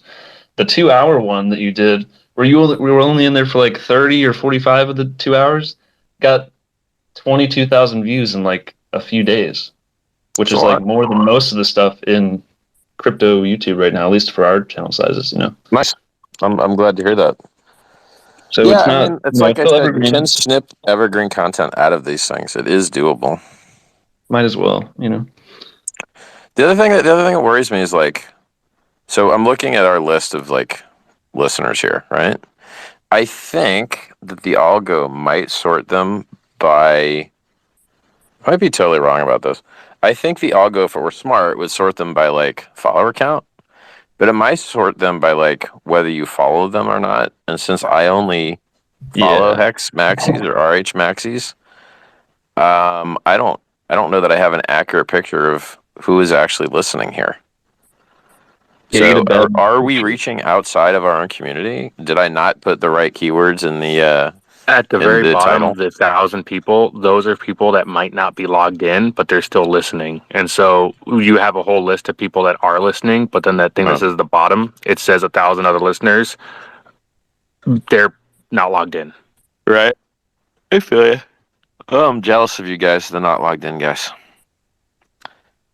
So, like, everything's going to be good. We just have to wait a little bit. We have put our work in.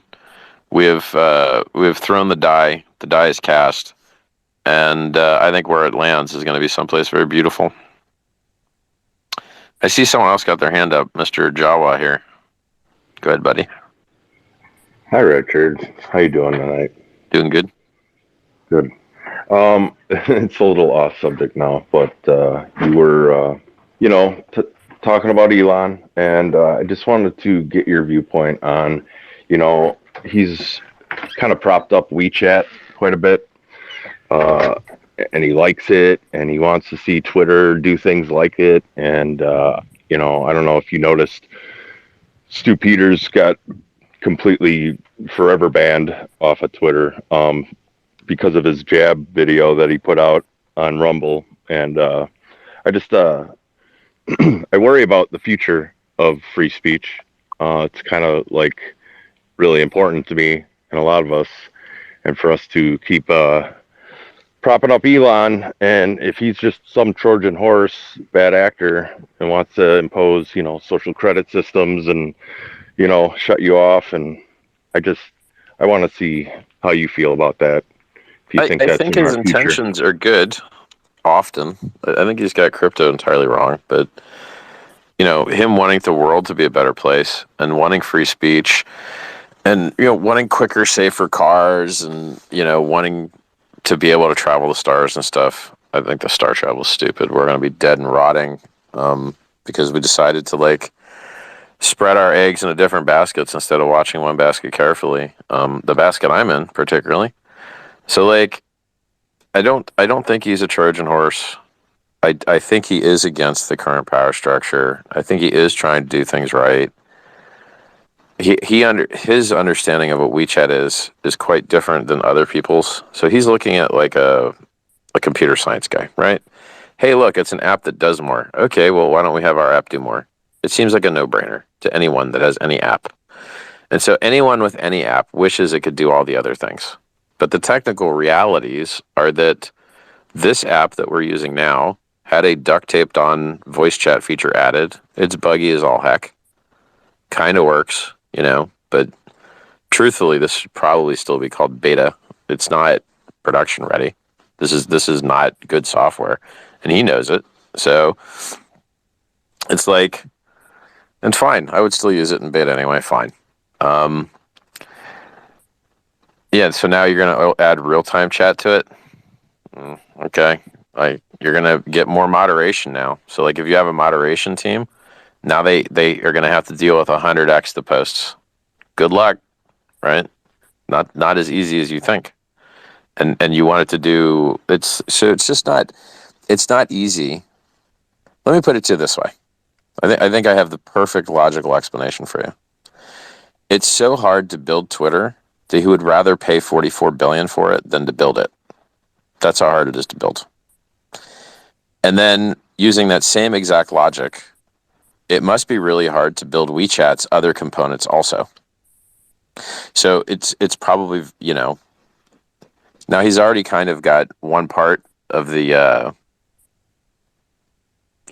puzzle here. So he could add features to this easier than having to on-ramp a whole new user base as well. But I wouldn't be surprised if you never saw another feature added to this thing. I mean, he used to own PayPal, and how'd that work out, right? They just never added another feature. Now his argument will be he stopped owning it, right? He sold it, and then they just let it decay. Yeah,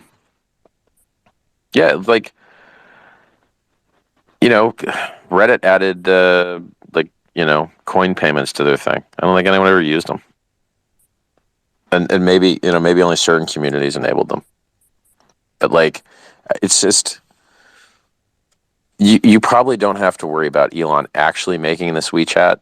And if he actually did make it WeChat, you probably don't have to worry about it looking like the Chinese version of it, because the Chinese version of WeChat would probably look a lot like the American one, except they don't have pure capitalism there.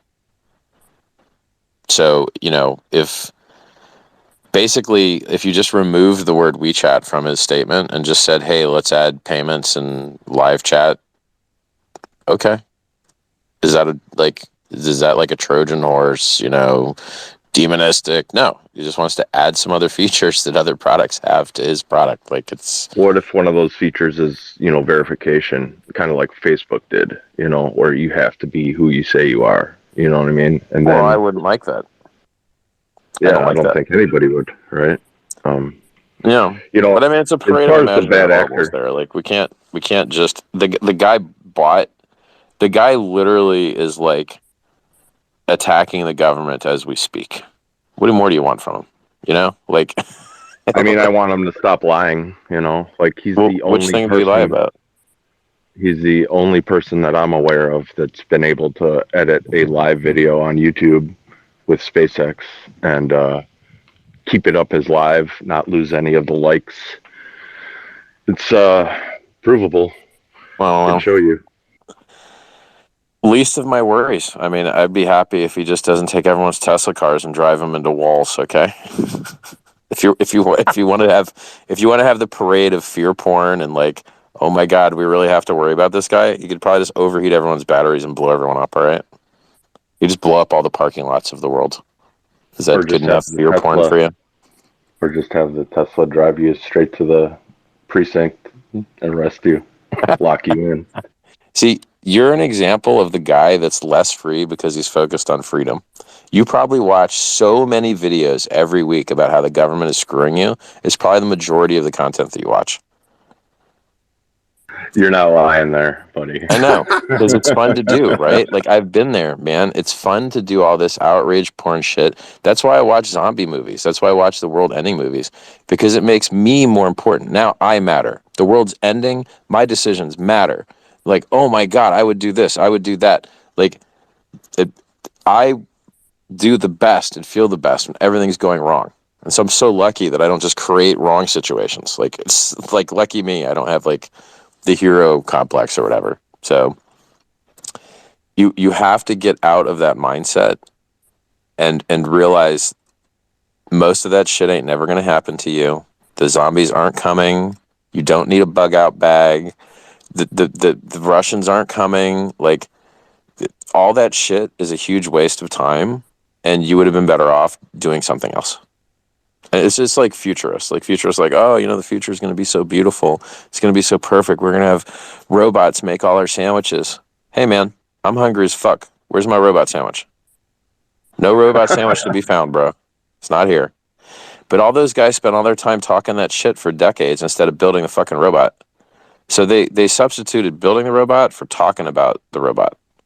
And it's the same with this fantasy of like, hey, we'll be more secure if we shit talk Elon enough. It's like, no, dude, you probably don't even have the features set on your Chrome browser right. Let me give you a tip, everyone listening, okay? Richard Hart's going to help all you guys be smarter guys right now, especially all you conspiracy guys. Go into your Chrome. I don't use Chrome. I bet you do. I bet you're lying. I bet you do use Chrome. I bet you use Gmail too. Go into your Chrome and go into settings and type auto. And then it's going to show you that Chrome automatically sends every URL you type to Google because it's going to, quote, autocomplete for you.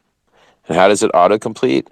By sending a record of every URL that you're even thinking about typing to access to the mothership. But you can turn that off. You don't need Google to autocomplete your URLs for you. And it'll autocomplete from local history. You don't need it to phone home to the mothership. So just go into your Chrome settings, turn off the autocomplete URLs. There you go. You're all more secure now. You didn't have to shit talk Elon. You no longer have to give Google your entire fucking URL history. The same history your ISP already has. Google doesn't also need a copy of it. And there's a million other tips like that, right? So like, maybe a million's too large a number, but it's like the fear porn and the news porn and the seeing what's going on in the world.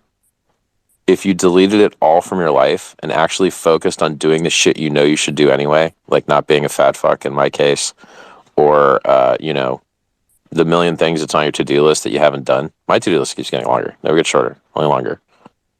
Which kind of sucks. It's not a fun feeling. I just have to be like, yep, I'm just never going to get to that. Oh, well, never going to get to it. I don't want you guys to live in. You'd be better off learning to play a musical instrument and getting laid more than you would having a bug out bag. What's a bug out bag, Richard?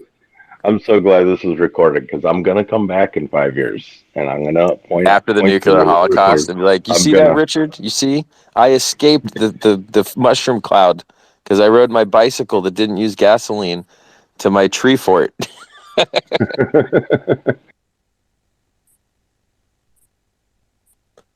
Yeah, I mean, it's a this propensity for human beings to do the conspiracy thing is hilarious to me because, like, we have real conspiracies and they're open and they're in front of you. Google reads all your email. Is that good for you? Anyone could subpoena all of your communications because you leave them on other servers. Is that good for you? Oh, Hexicans in the United States Hexican YouTubers in the United States have apparently received subpoenas from the Securities and Exchange Commission asking for copies of their communications with me and for their bank account balances anywhere in the world and their crypto balances. And then they get legal counsel. And from what I've heard, their legal counsel tells them you can either ignore it and wait till they get a real judge to order a real issue. Now, look, I'm not a lawyer. Don't take my advice. Okay? It's not advice. Not a lawyer. You get your own lawyer. And apparently there was like a crowdfund and everyone's lawyers already paid for or something. Go look into it. I don't know. Gary Funding Jim and Hexologist and RG3 did something with like helping everybody pay for lawyers or something.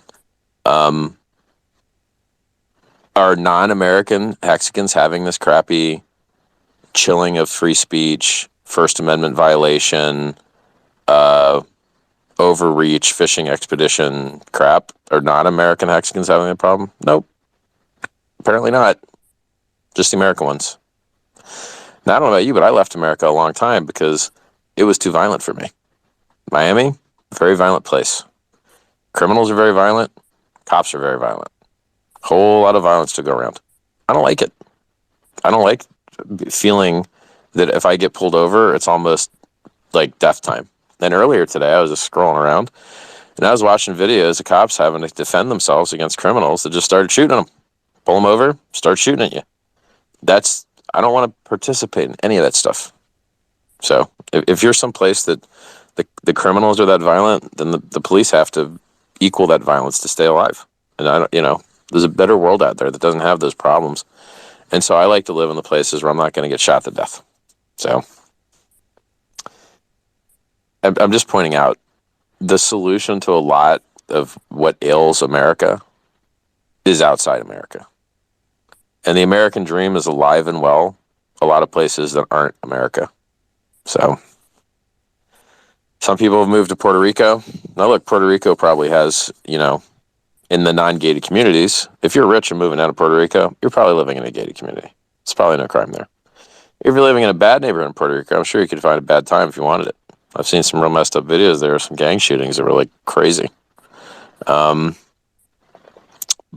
not paying any capital gains tax sounds pretty cool too. Right, but like if your only guns out there are the government owned, then it just gives them free will to, trample on your rights. So that's why Parade of imaginary horribles. But there was a country music concert in Las Vegas where a guy emptied 2,000 rounds of ammunition over 30 minutes into the crowd, and they didn't have that in Australia. As a matter of fact, they didn't have that anywhere else in the history of the entire world. They just had that in the good old United States of America. And your counterplay as Mr. Oh my God, I have a concealed carry permit is you're not allowed to bring it to the concert where there's alcohol. And you wouldn't know that where the incoming fire was coming from. And if you did know, you wouldn't know that you actually have to shoot lower instead of higher when you're at that giant incline. And you couldn't return fire with a pistol at that distance. So it's entirely retarded. In this instance, there was absolutely positively no counterplay for you at all. You would it was over for you. You get annihilated. Everyone near you gets annihilated, and you carrying a gun doesn't mean anything at all. And no one else in the world has that problem. Nobody. So, as a person that's done a lot of gun shooting, yeah, I like guns, but in the countries where they got rid of them, everyone has less bullets entering their body. Now, maybe one day there'll be a horrible totalitarian government, and maybe they'll take over. And maybe the 30,000 gun deaths a year in the United States are an insurance policy against that type of totalitarianism, or maybe it's just stupid. The other countries figured this out.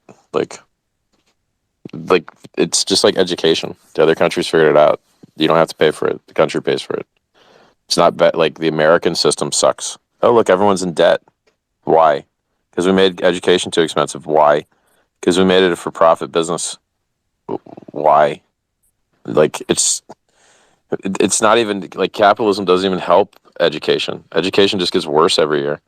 Like the people just choose between suck school A or suck school B. They both teach you useless crap. You're like, well, anyway, it's the parade of imaginary horribles, and the fear of that will like make you ignore what's obviously working for the rest of the world now. The rest of the world has less school shootings. Period.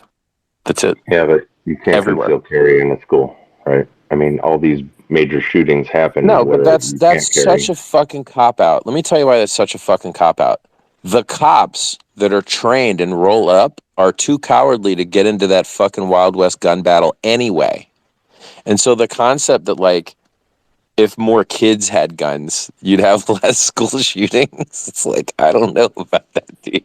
No, but there's It depends plenty of if the vets kids that are getting need laid. jobs that could just be security for these schools. So, I mean, No, but I'm just that's saying, like, the way every time I hear about a school shooting, it seems like the guys whose job it is to protect the kids' lives do a pretty faggy job of it. And then they have to rely on somebody else jumping over a fence and going into the hot zone themselves when they probably shouldn't to do what is supposed to be done and take out the threat.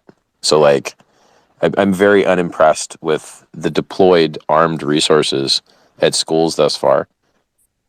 I mean, unless you've got a bad guys can always get guns, though. That, like, you'll never stop Nah, that, that's whether you make bullshit. them illegal or It's not fucking true. It's not true, dude. It's just like it's this concept that that magnitudes don't exist, like it's binary. Let me tell you, it's easy enough in the United States for 8-year-olds to get guns in Chicago and show YouTube videos of their guns and flex them and be like, "Yo, look at our guns," than it is for Australians to do that. Australian 8-year-olds ain't got no guns. They don't. They're harder to get. It's like Australians, cocaine. the ones that got forced to jab, those Australians. Yeah, those guys that fucked that up. Yeah, that's right. Because you can fuck up one thing, but not another thing. This is what I mean. Like, you can't ignore amplitude differences. So you made a blanketly false statement that criminals can always get guns. No, they fucking can't. Because there's more criminals than they have supply. Every criminal that wants a gun doesn't get to get them in some countries. It's much harder in the UK to get a gun to do crime with than it is in the United States, which is why they love to stab each other over there. Because it's harder to get guns. I'd rather get shot than stabbed, personally. I've been stabbed, so. Dude, then you need to learn the lesson that the best way to control your safety is through what you have physical proximity to. The problem with you and the bullets is that you're too close to the bullets. You need to be farther away from them.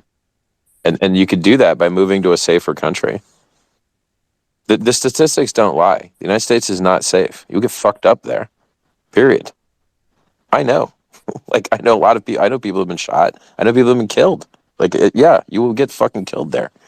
I'm not party to that shit. It's not what I want for my life. There's other places with better statistics.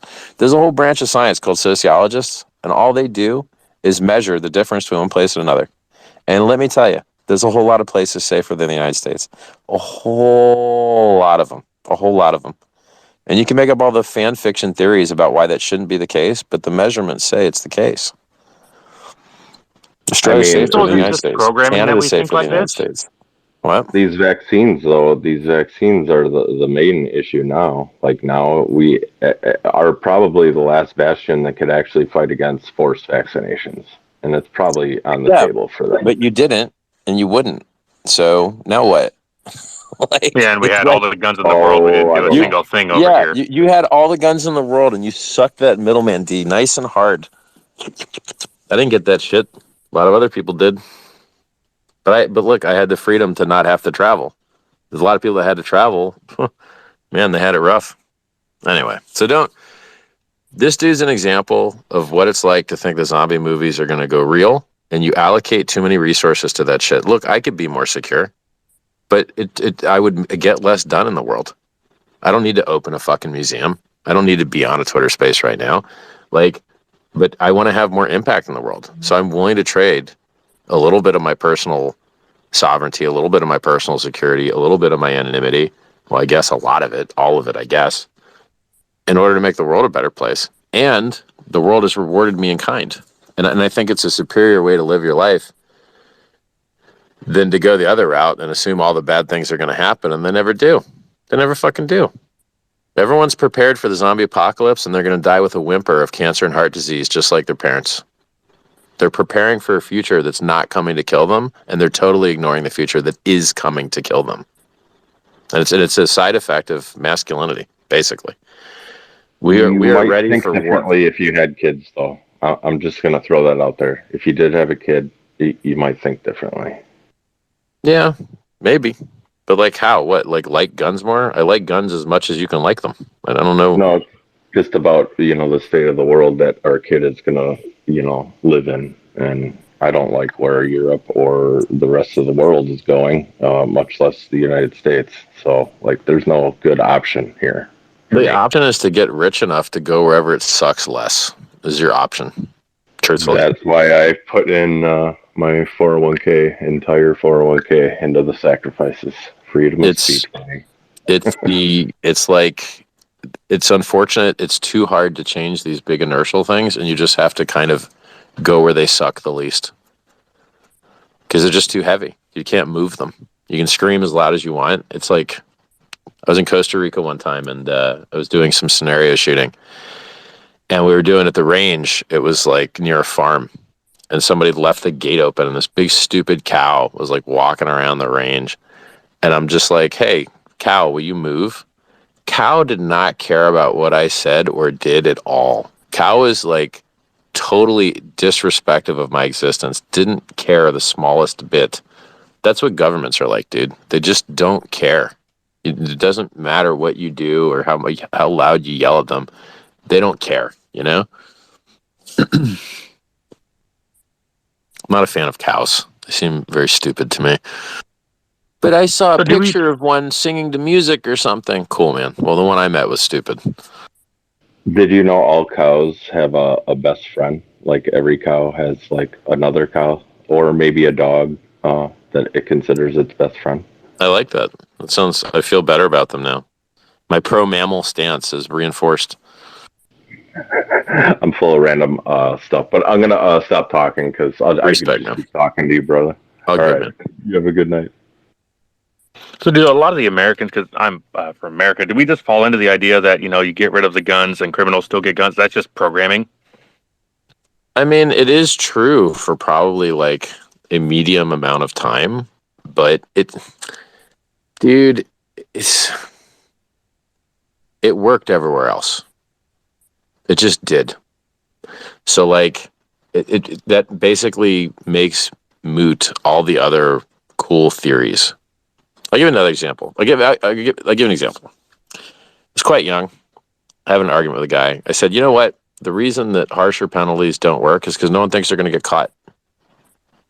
I thought that was a good argument. I was like, oh, okay, good argument. Going to win this one. And then he said, well, yeah, cool story, bro, but how come there's no crime in Saudi Arabia where they chop the hands off? And you're like, oh, shit. Yeah, you got me. My bad. I was wrong. I guess harsher penalties do work. So, the fan fiction shit has to lose to the reality. And so the reality is that there's quite few gun deaths everywhere else that's a westernized nation. And the only place where you're getting the living crap shot out of you is the United States. And that's it. And that's the measurements. So If you're tired of getting living crap shot out of you, you got to do what the other countries did. Is it unfair? Does it suck? Yeah. Yes, it's unfair. Yes, it sucks. Does it work? Yeah. Yeah, it works. And that's it. Like, but like, I that's not a hill I'm going to die on. I'd rather have 30,000 Americans die every year and like me slightly more because it wasn't going to make any difference anyway, you know? And I like guns anyway. So, but if you have the opportunity to go to places where the stats are better, you will have better outcomes. That's it. It's unavoidable. The odds apply to you. So, If you could be the American president, would you be the American president? Would you want to run for president? yeah, sure. I mean, more power, cool. Give it, but it's not happening.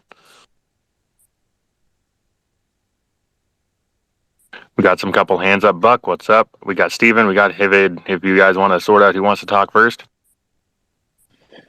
I'm happy to go first. Sorry, Hivid. Richard, I'm a little bit concerned about DeFi being the scapegoat for everything that's happened in the shadow banks with Celsius and BlockFi. Yeah, that's crazy. It's like, guys, look, DeFi is the solution. CeFi is the disease, the cancer. The solution is on-chain and auditable instantly, always. So we have the solution. They have the problem. I've covered that in the spaces. They know. Well, one guy in the space today that didn't get into it with said, "Oh, you guys didn't self-police." Like, what? Yeah, we did. Self-police like hell. People chose not to use it. People chose to use the thing that isn't police. They chose to use the thing that isn't audited. They chose to use the thing that's not software. They chose to use the human in Bahamas. Okay, well, we don't, you know, the human guy in the Bahamas is not DeFi. So there's a conflict of interest with the Bitcoin maxis. Kim's listening because they don't like DeFi because they don't have smart contracts, and so I think they're more likely to promote actually draconian regulation against DeFi, which I think is something we need to work on with these guys. Yeah, for sure. Yep, they're willing to shoot themselves in the face despite, like, they're willing to cut off their nose to spite their face. They're willing to attack the thing that makes it so, like, if you're willing to incur bridge risk, then you can turn your Bitcoin into wrap Bitcoin, dump it for a stable coin on Ethereum, and then you don't have the bridge risk anymore. And, you know, lucky you, right? So you could have bridged your Bitcoin to the Ethereum network using RenBridge. Yes, you've got some counterparty risk, but apparently no one's ever got burnt by it yet. And that counterparty risk, you can time limit to a very short period of time. So you can put, you know, let's say you want to take 100 Bitcoin, send one, wait for it to go through, dump it, send another, wait for it to go through, dump it. And then you've got 1/100th the risk because you scaled it over time with no AML, no KYC, no sign up, no middlemen, no loss of privacy, no identity theft. Pure win for Bitcoiners because of DeFi. Not available to you otherwise. And they would cut off their own nose to spite their face because they're idiots. Do you know why all these Bitcoin guys that steal this Bitcoin lose all the Bitcoin they stole? Because it's too hard to get rid of. It's not actually free and open currency. You have to suck middlemen to divest of it. Sucky, sucky. And that's the reason that all these guys that hack all these Bitcoin from exchanges are stuck with it, because they can't reliably, safely get rid of it. It's hilarious. I think you'll get everything you want, Richard, if you just go and explain your values and talk like you just did there, and explain how DeFi is actually going to make Bitcoin way better, just as you just did perfectly. Bro, I can't wait for Ethereum to flip Bitcoin. It will. Next bull run. It will. And you and I were both there. We were both Bitcoin maxis, sort of, in 2017, and we moved on, didn't we? Yeah, you're like, hey, this thing has limp gains, no roadmap. Devs are leaving it left and right. No on-chain exchange, no anonymity or weak anonymity. Well, sounds like crap. Why would I buy that? I don't get it. Why would anyone buy it? Do we have better stuff? But Richard, what's good about cryptocurrency? What are we actually able to, besides gains, which we all like, but what is it actually good about this thing fundamentally? Well, how does this improve the world? It should cause less war because the governments go to war with money they stole from you. They just didn't steal the money; they stole the value of the money by counterfeiting their own money. They don't need yours. Let's go print their own out of thin air. So you should get less war because you'd have to have a war tax to go to war, and people would just say no, and then you won't have the money to go to war. Then you won't go to war. So you'll have less misinvestment and malinvestment if you can't just steal the value of everyone's money hidden behind the scenes and give it to your cronies, and they get it first before the inflation. That's the Cantillon effect, where the guys that get the inflated money first get the full value of it, and then once they've driven up all the prices, the guys that get it last after the money multiplier effect, they get the least value from it. So it can be a check on bad behavior by government. Is that one thing Yep. that Yeah. crypto can help us with? Yeah, and there's multiple bad behaviors. So counterfeiting your money to blow people up that you've never seen before is one of them. And another is censorship. So you like guns, you want to buy guns? Government had a program called Operation Choke Point to make it so that you couldn't buy guns anymore. You also couldn't buy adult services. You also couldn't buy, some stuff that actually sucks, like payday loans and things like that. So that's not how they're supposed to do things, And cryptocurrency solves a lot of that stuff. Like China makes a lot of stuff illegal they shouldn't. Cryptocurrency solves some of that stuff. Same with all these people getting robbed. So when a person goes and robs a bank and steals all the money, it was because of the commingling of funds that made it a spicier target. When a person goes and robs a safety deposit box, and this happens, sometimes banks get robbed and all their boxes get emptied. It's the commingling that makes it a spicier target. With self-sovereignty and everyone holding their own coins, it reduces the single point of failure where it's a spicier, juicier target because everything's sitting in one spot. So it reduces people's desire, so to speak. I think people have figured out how to hide their dick pics, and they can put their private keys wherever they put their dick pics. And then for most people, that's enough security for most folks. I put my dick pics in KDP's direct messages, so I probably shouldn't put my Wrecked. private keys You're there. wrecked. Don't send your private keys there. Also, just so Thank everyone you. knows, Twitter Spaces is broken, and so Katie cannot invite people to speaker. So if you have questions, shoot her a DM. Otherwise, don't have to yell at her if she can't invite you up. Hey, it's okay, guys. I got great news. I'm going to go to sleep. And apparently, because this isn't a smart platform, if I go to sleep, this thing dies and it's over. Isn't that how it goes? There's no continuity. Definitely how it goes. Yeah. Well, I'd love to have What a one last stupid thing for everyone. platform. If all of us can just say, "We love you, Richard," all at once, have it into space like that on a recording. All right, I'm ready. 3, 2, 1. We love you, Richard. Love you, Richard. We love you, Thanks, guys. Richard. Thanks so much. I appreciate talking with y'all. And I wish you the maddest of gains, everybody. Ciao, y'all. We appreciate Free you. Julian Assange. Hex.com.